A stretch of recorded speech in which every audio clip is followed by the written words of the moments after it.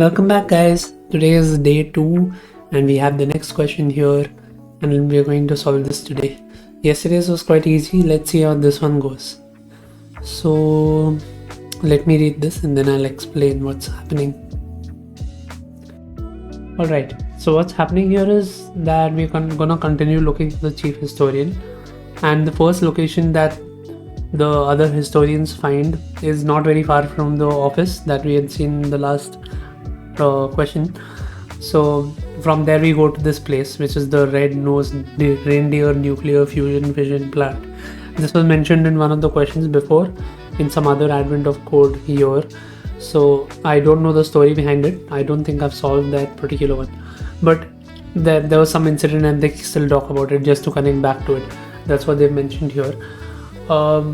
Here there is something going on which is unusual, so they want us to look at it. They will give us multiple reports, and in those reports we are supposed to do some analytics. So but the other historians who were with us, who were looking for the chief historian, I have already split up into groups and they're looking for the chief historian everywhere in this place. So we are not involved in that right now, at least as a part of the part 1. So now this is what our input, the sample input is like, and each line is one report, and the conditions to what we have to do is mark it as safe or unsafe. And it will be considered safe if in the report everything is like the values are either reducing or increasing. That is the first condition. And the second condition is that it should only increase or decrease, if either one of them, by a value of 1 or 2, a max of 3. So here they have given us examples. So it's 7, 6, 4, 2, 1. So it's like 7 to 6 is 1, 6 to 4 is 2, 4 to 2 is 2, and 2 to 1 is 1. But all of them are reducing and they are between 1 and 3. So it's all good. In the second one, it's 1 to 2, which is 1, 2 to 7, which is 5, then 7 to 8, which is 1, and 8 to 9, which is 1. So because there was an increase of 5 suddenly, it makes this unsafe. Similarly in this, it's 9 to 7, which is less by 2, then less by 1, then less by 4. So again this should be unsafe. Here it's a 2 and then it reduces, so it increases by 2 and reduces by 1. So again this becomes unsafe. And yeah, so similarly this is how it is. So now we have to write code for it. So first thing we'll do is we'll copy this and we'll copy our puzzle input. Cool. Now let's go and code it. So I think I'll have to set up everything. This was our previous day's stuff. So we have our day 2 and our actual input is going to be okay, and our dummy input is going to be this. Great. So now we have one part of our thing ready. So now let's code and I'll explain it at the end of it. Instead of doing it partly, what I think what will work better is for me to complete the entire part and then explain it. Okay, so let's do that.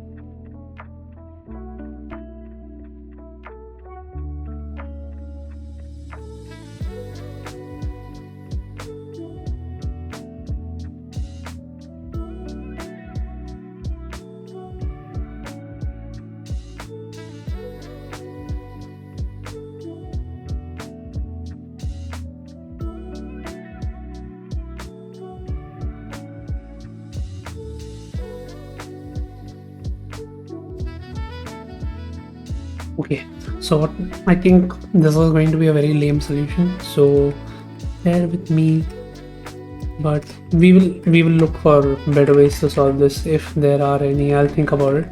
For now, we will go ahead with this. As long as it works, it's good, but we should always look for some improvements if it's possible. Oh man, this thing keeps messing up. Okay, so what we're doing here is, first we are processing the input. We are splitting it with each line because our input is like this, where numbers are separate. Each report is separated by a new line, and in each line the numbers are separated by one single space.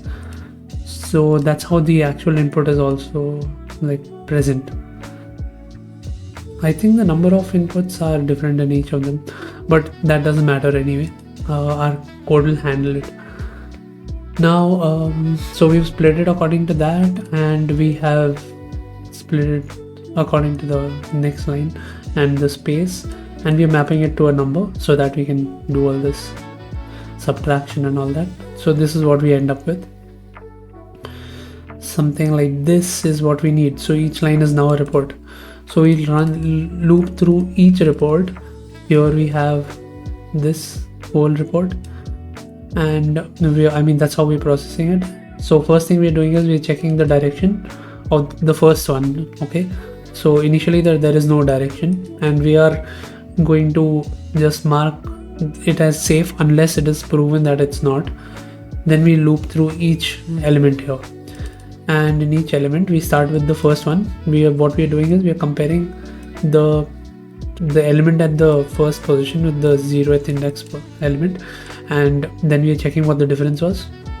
So here it will ideally be 7, so it will be 6 minus 7, which is -1, then 4 minus 6, which is -2. It'll go on like that. And similarly here I made my own example so that I can write the code for it, which is like 1 and 3, so we get 2 as the difference, and then 3 and 5 we get 2 as the difference again. But if it's 5 and 3 we get -2. So now in this we're checking the difference, and we're checking if the difference is within the range -3 to 3, accounting for the sign. Otherwise it should be 0 to 3, right? So now based on the difference that we get, we have some current direction. Every time we go through the combination of two elements, we'll have a new direction. So 1 and 3 will be positive. That's how it is. If the difference is less than 0, it'll be negative, otherwise it'll be positive. We're using a string here. So it'll have a current direction, and if the main direction is not set, we'll set it. Then if the direction is not the same as the current direction, which means the direction has changed, then in that case we will mark it as is safe false, and we will break from the loop, from this from looping through each element of that report, because it doesn't make sense now that we know it's not safe. But if it is safe, we'll have to go through it, we'll have to continue. So that was one case in which it could if the direction is not the same, then that's when we would break it, when the difference is between 0 and 3. Then the second part is if the difference is greater than 3, right, like the magnitude of the difference is greater than 3, then we will mark it as a safe false, and we'll break through the loop of iterating through each element. And so now we have this loop which will verify everything for us. And finally here we are checking if it is safe even after going through this whole process, then we will increment the safe count. I have a feeling I could do this in another way, but for now let's stick with this. If there is a better way to do this, I will put it at the end of the video, or if I realize it in the part 2, I'll put it there. So now we're getting, so I initially messed up the way I wrote it. I think in the fast forwarded video you will see it, I got the wrong input. It was because I was just breaking and incrementing it for every time it was safe true within the loop. So that's not the right way. We had to have a flag to check whether the entire thing is true or not. So we're getting this, we're getting 2 as the output, which is correct as per the dummy input. So let's try the same thing. Let's do it. 426. Let's see if this is correct. 426. No. Okay. So now I'll go back and take a look at what I've messed up.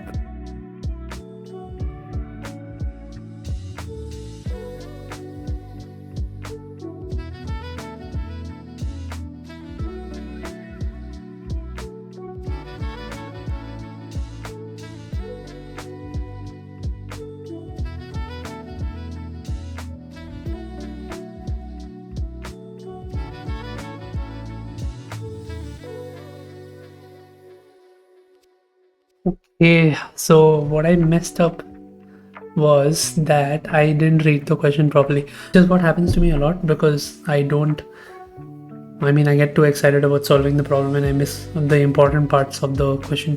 It said at least 1 and maximum of 3. So we had to include this condition where if the difference was 0, then we should mark it as unsafe. Apparently some change is necessary, which makes sense because of fission. Okay, anyway, so now we know that this is why it was not working. I just submitted it and I forgot to change my screen to that. Cool, so we are done with part 1. Let's go to part 2. Okay, so what's happening in this part is they're saying there is something called a problem dampener. So what this does is it makes the reactor somewhat more stable. It can tolerate a single bad level. So what that means is, suppose we have this case where it's 1, 3, 2, 4, 5, and we go from 1 to 3, which is a difference of 2, and then we go from 3 to 2, in which case the difference is -1. So 3 is causing the issue. If you just see 1, 2, 4, 5, it works perfectly. So what we have to check now is if we remove just one level, will things work perfectly? So let's start from here. This was already safe. This was unsafe and now it's still unsafe because if we go from 1 to 2, it's a difference of 1. 2 to 7 is a difference of 5. But if we remove 2, then it becomes 1 to 7, which is a difference of 6. And if we remove 7, it becomes a difference of again 6. So regardless of what we remove, it's not going to help. Now this is a little tricky, but I think we can still do it. I'm just thinking how. So in this case, if we iterate through this, we just check this and this. The difference is 1. Then we see this and this. The difference is 5, so it's supposed to break. But in case we are like, okay, let's remove this from the element and rerun the same loop. So it's 1, 7, 8, 9. In that case, does it help? The problem is the 7, not the 2 here. How do we detect that? Sure, if we do 1, 3, 2, 4, 5 and remove the 3, it becomes 1, 2, 4, 5. But if we remove the 2, it's 1, 3, 4, 5. So both of them work. So there can be, in each case, there can be a possible 2 things which can be removed to test if things are working. If this is the problem, we have to remove 3. And if that doesn't work, we can remove 2 and then test again. So let's see what's happening here. 8, 6, 4. Then 4 and 4 is the problem because the difference is 0. So if we remove any one of them, it works. Okay, cool. I think I know what the problem is. Now let's come up with the code for the same thing.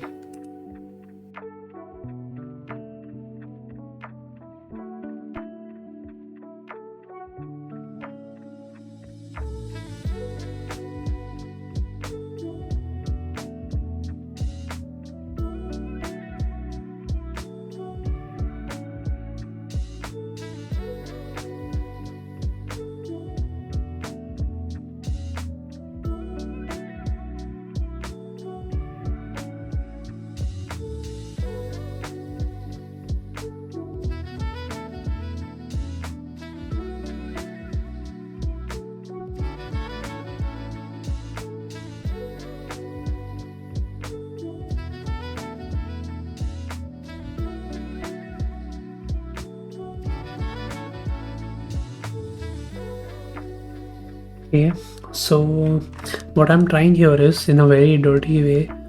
I think I could have just made this on method, but anyway, what we are trying here is we are checking if the difference, whatever in that condition, wherever it fails, we're checking if the number of tries are 2, because I want to try for a maximum of 2 times. So we're checking in whatever cases that it fails, we're checking if the number of tries are 2. I want to make 2 tries because once we will remove the element which is causing the issue. For example, in this case where it is 1 3 2 4 5, so first I want to, the difference will be this, so I is currently this. So first I want to remove this and see if this solves the problem. So 1 3 4 5 will work, but in case this does not solve the problem, so it will try removing 3 and then check, so it becomes 1 2 4 5, which also works in this case, but in some cases that might not, right? So let's take this case for instance. In this it'll go till here, it'll be fine. These two will cause the problem. So I is currently this 3, so it'll remove 3 and check if it works. It'll fix it, so it'll pass. If it doesn't fix it, then it'll remove this and then check if it passes. Should. But in both cases, if it doesn't, then we will not try again to fix anything else. It'll just fix after that. So that's how this works. What it's doing here is, so initially the tries will be 0. We'll go, I'm making a deep copy of the original report so that I can splice it multiple times and the actual report is not affected. So here I am removing the element which is causing the issue, which initially will be tries will be 0, so the particular index will be removed. In this 5 and 3, the index will be 3, this will be removed, and then it will check. So we'll have 135 in the next one. When it comes back, I'm also reducing the increment, which means it'll be like, suppose here in these two, when checking these two, the index would be 3, so it'll make it 2 here. In this part it'll make it 2, then when it comes to the loop it'll increment it again, and we'll go back to the index being 3 again. This can fail because if we remove this element,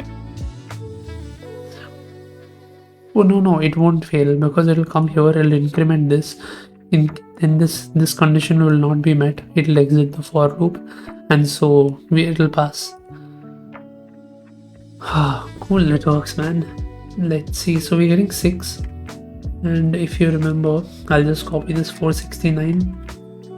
If you remember from the thing that they've given us, it's 4. The heck. Okay, back to coding.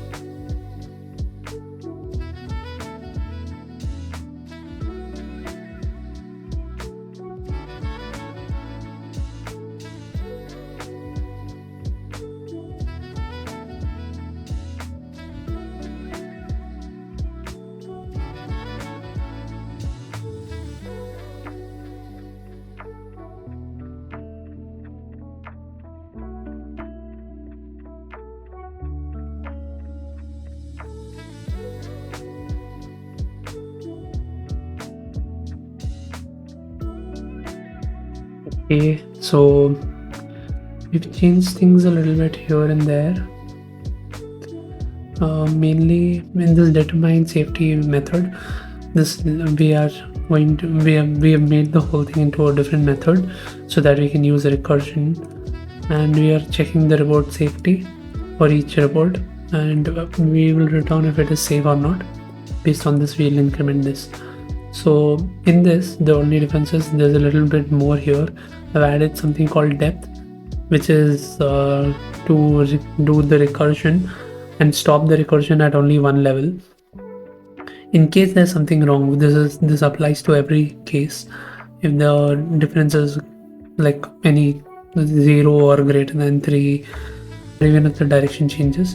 So what we're going to do is we're going to check if the depth is 1. That means we've already gone through the recursion once, and it doesn't make sense to remove more elements, so we will just break through the loop. Second thing is if the depth is 0, which means we are going to send it now to go through recursion. So in this case, what we're doing is we're removing that particular element and checking if the safety after that was okay. If the safety was still not okay, then we'll break. And if it is safe after that, then we're going to set the depth as 1 and continue looping. But what I've forgotten is to check even within this.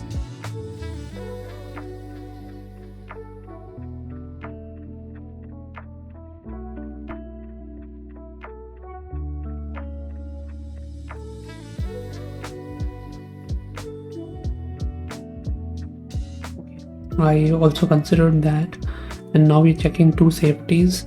If either one of them are true, which means we're checking the one where we remove the index position element and the index position -1 element, and then we test. Change one more thing, which is here. If we have already checked that one of the two things are safe, it doesn't make sense to go back and check the whole thing again because we know it's safe. So I'm just making it safe, marking it true, breaking through this. Let's see, that is giving us 461, which is not very different from before. Okay, let's see if this works. Okay, so after trying a lot with this logic, even though I don't understand what could be going wrong here, what I think I should try now is just brute forcing this. So let's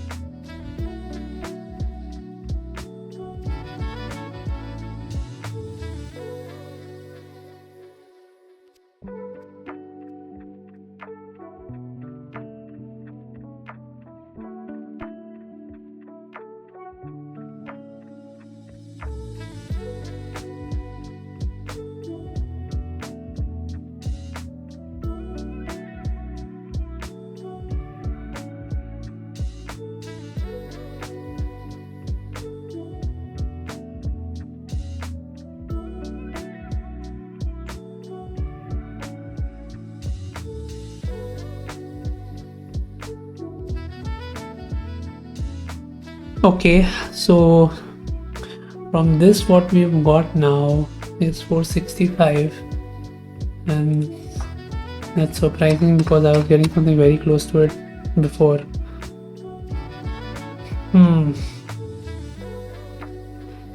Now I'll just check.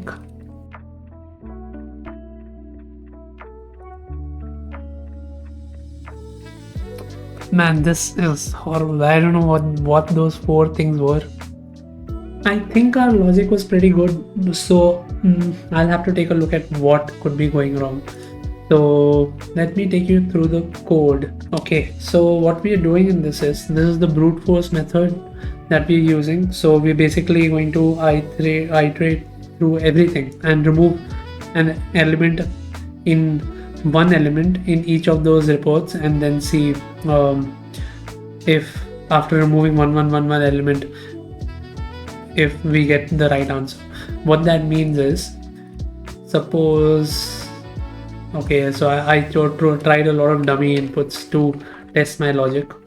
Let's remove that quickly and use the actual one. Cool. So suppose we have these inputs. What we are going to do is in 76421, we are going to try 6421, then 7421, then 7621, then 7642. And one of them, if at least one of them is working out correctly, then it's safe because we get to remove any one of the levels. So we'll just try after removing every level and see. Okay, but see, this is obviously way more compute heavy. So what we will do to reduce this a little bit is that whatever we had done in part 1, we leave it that way. Sorry, this is the brute force method one. So in part 1, what we were doing was we were just iterating through this, and if it's safe, we were adding to the safe count. But now we have an array which is unsafe. Every time it's not safe, we'll add to this array and push the report into this array. And finally, after we found all the unsafe ones, this is when we will try to do the brute force on the unsafe ones to see which of these could be made safe with the problem dampener. Cool. So now what happens is this part we already know from the part 1. In the second thing, so we get these reports which are the unsafe reports, and in this we have something called safe. I will explain as we go, and whenever we find a new safe report, we will add it to the number of safe. This safe one I have just added so that we see what could be going wrong in our non-brute force, like the actual or the less compute heavy method. Okay, so it's of no use actually. If someone wants to use this code just to get the answer from the brute force method, then we can just remove this safe array. Okay, so now for each of the reports which are unsafe, we will make a list of the possible reports. Like I told you, right? We'll remove one element, all the possible sub arrays, I guess we can call it, that we can make out of it. We will put it here. We'll run a for loop in which a temp array, because we are splicing, it directly affects the report. If we start doing that on the original report, we will not be able to continue. So this is like a clone of our report. In that we are removing the element one by one, and we'll have like so many combinations. So we'll have like 5 of them in possible reports. Now we'll iterate through possible reports and see if it is safe by using that same method that we had before, this method. If it is safe, then we'll, again you can remove this, we will add to the safety and break. We don't need to check the rest of the possible reports, because if one of them is safe, it's good for us. We finally get a new safety which goes to which we return to this, and we add to the safe count, and we finally get our result. And now I will explain what could be going wrong in the part 2. So in part 2, what we were messing up with was so let's take this dummy input again. Here we could have removed 3 or 2, and the problem here is that the direction or the difference is changing the sign. Like first we are increasing and then we are decreasing. So this is where there is a problem which occurs in our code, which we didn't consider before, which is, let's take another example because that will explain it better. 3, 1, 2, 4, 5. This should work, I guess. So suppose this is 3 and then we go to 1 and then we go to 2, 4, 5. So what was happening here is, when we come to this difference, we were only considering this element, the second element and the first element, and removing one of them and checking if it works. So if we remove, this example might not work. 3, 1, 3, let's see. So suppose we remove 3, it becomes 3, 1, 4. So it will not work. And if we remove this this one, it becomes 3, 3, 4, 5. In this case it fails, but there is actually a way to just remove 3 and this will work. So we have to consider 3, 1 and the one before that every time we are using something direction related. So what we changed here is, if the difference is between this and then we go inside and the direction do not match, then we have to check safety 1, safety 2, and safety 3. If any one of them is true, that's when we return true. And now if we just run this, we get 465, which is the same as our brute force method, which was 465 again. That's how we do it. Cool. Until next time, guys. See ya.